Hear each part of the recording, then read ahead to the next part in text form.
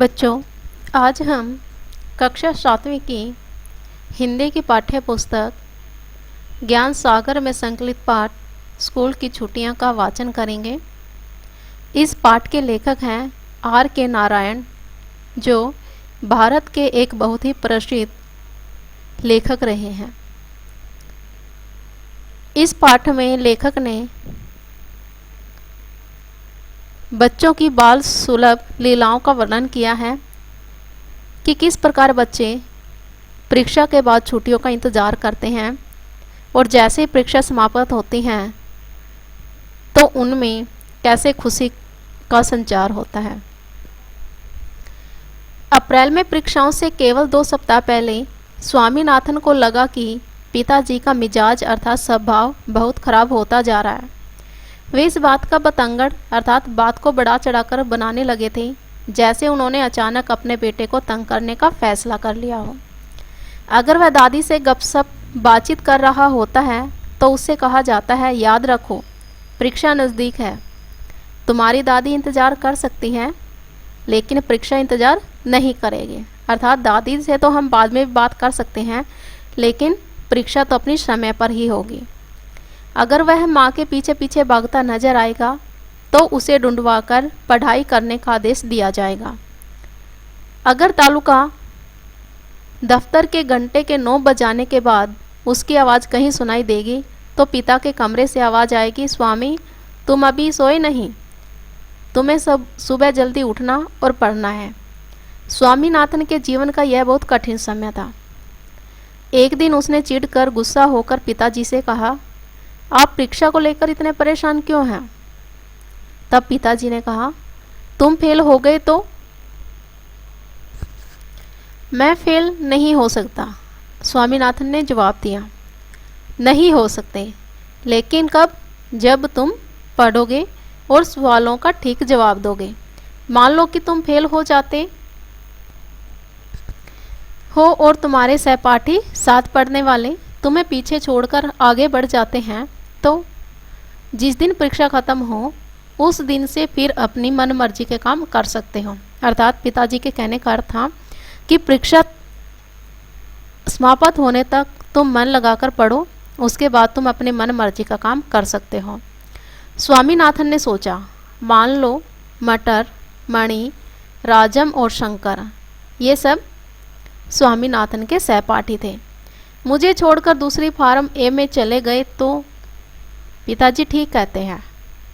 फिर पिताजी ने और भी डराने वाली बात कही, मान लो तुमसे नीचे के 5वीं के लड़के तुम्हारे सहपाठी बन गए तो? अर्थात तुम फेल हो गए और 5वीं कक्षा के जो बच्चे हैं वो तुम्हारे सहपाठी बन गए तो? ऐसा सुनते ही स्वामीनाथन परीक्षा की तैयारी में लग गया। स्वामीनाथन ने आधा घंटा 10 मतलब के सवालों में लगाया। उसके बाद परीक्षा के अंतिम दिन का वर्णन किया गया है।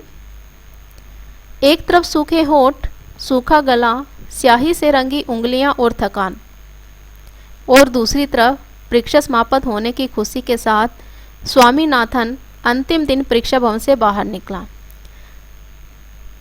जब परीक्षा चली रही होती है तो उस समय किसी को पानी पीने की सुध तक नहीं रहती। सभी अपनी परीक्षा में मगन रहते हैं। लगता है कि कोई प्रश्न छूट न जाए, जिससे उनके होठ और गला सूखा होता है, हाथ स्याही से रंगे होते हैं और दूसरी तरफ थकावट भी होती है। लेकिन जब परीक्षा समाप्त होती है तो परीक्षा समाप्त होने के बाद एक अलग ही खुशी होती है और इस खुशी के साथ ही स्वामीनाथन अंतिम दिन परीक्षा भवन से बाहर निकला था। स्वामीनाथन को अचानक लगा कि उसे इतनी जल्दी बाहर नहीं आना चाहिए था, लेकिन वह हॉल में और कैसे रुक सकता था, क्योंकि उसका पेपर हो चुका था, उसकी परीक्षा हो चुकी थी। तमिल का पेपर 5 बजे तक चलने वाला था। उसने आखिरी सवाल की आखिरी पंक्ति 4:30 बजे तक लिख ली थी। अर्थात स्वामीनाथन का पेपर 4:30 बजे तक हो चुका था। 6 प्रश्नों में से पहला प्रश्न उसने संतोषजनक रूप से किया था, अर्थात सही किया था। दूसरे के बारे में उसे संदेह था, तीसरा ठीक था और चौथे के बारे में उसे साफ पता था कि वह गलत है, लेकिन उसे सही उत्तर का भी पता नहीं था। छठा उत्तर सबसे अच्छा था। इसका उत्तर देने में उसे 1 मिनट लगा था। उसने यह सवाल 4:30 बजने में 2 मिनट पहले पढ़ा। 1 मिनट बाद उसने उत्तर लिखना शुरू किया और ठीक 4:30 बजे ख़त्म कर दिया।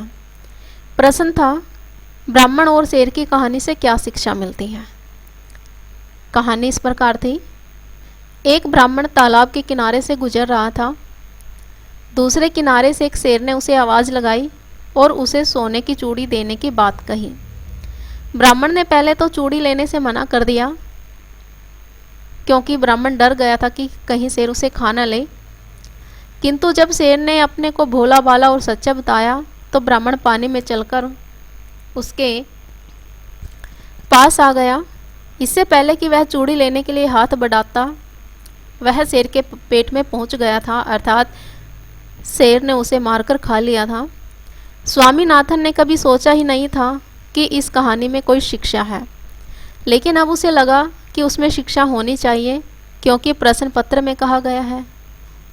उसे यह निर्णय करने में 1 मिनट लगा कि कहानी की शिक्षा यह है कि जब शेर सोने की चूड़ी दे तो हमें नहीं लेनी चाहिए, या सोने की चूड़ी का प्यार आदमी की जान ले लेता है। उसने दूसरे जवाब में अधिक शिक्षा देखी और उसे लिख दिया। लिखने के बाद उसने हॉल की बड़ी दीवार घड़ी की ओर देखा। आधा घंटा और, वह आधा घंटा यहाँ क्या करेगा। लेकिन सबसे पहले हॉल से निकलते हुए उसे अटपटा सा लग रहा था, थोड़ा अजीब महसूस हो रहा था। दूसरे लड़के भी उसकी तरह जल्दी और सही सही उत्तर क्यों नहीं दे पा रहे। उसे समय काटना मुश्किल लगा। घंटी बजी। 2-2, 3-3 की टोलियों में लड़के हॉल से निकले। पिछले 3 घंटों का वातावरण, अर्थात जहाँ शांति थी, अचानक बदल गया। चारों ओर उत्साहपूर्ण बातचीत का कोलाहल भर गया। शोर हो गया कि जैसे ही परीक्षा समाप्त हुई, सभी बच्चे हॉल से निकले तो सभी ने शोर मचाना शुरू कर दिया। स्वामीनाथन के एक सहपाठी ने पूछा, तुमने आखिरी सवाल के जवाब में क्या लिखा। कौन सा, शिक्षा वाला? तुम्हें याद नहीं है अध्यापक ने क्लास में क्या बताया था?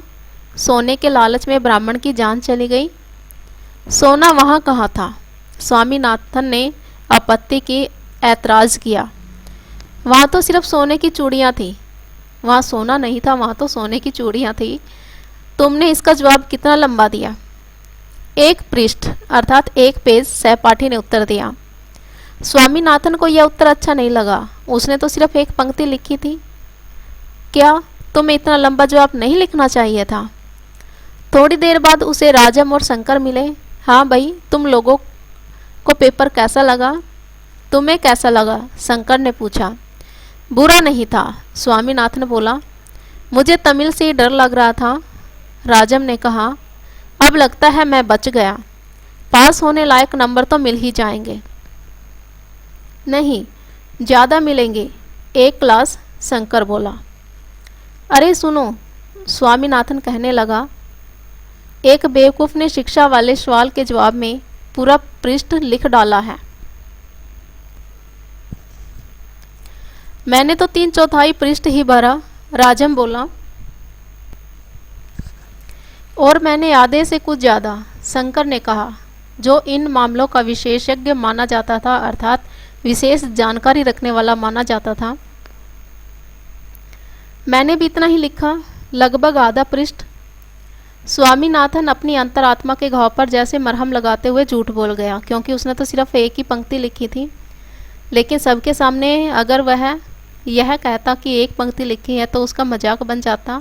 इसीलिए उसने कहा आधा पृष्ठ, और उस पल के लिए उसने अपने झूठ पर विश्वास भी कर लिया। अरे तुम लोग जानते हो ना, कल से स्कूल की छुट्टी। तो फिर कल क्या करोगे? किसी ने पूछा। मैं अपनी किताबें चूल्हे में डाल दूंगा, स्वामीनाथन बोला।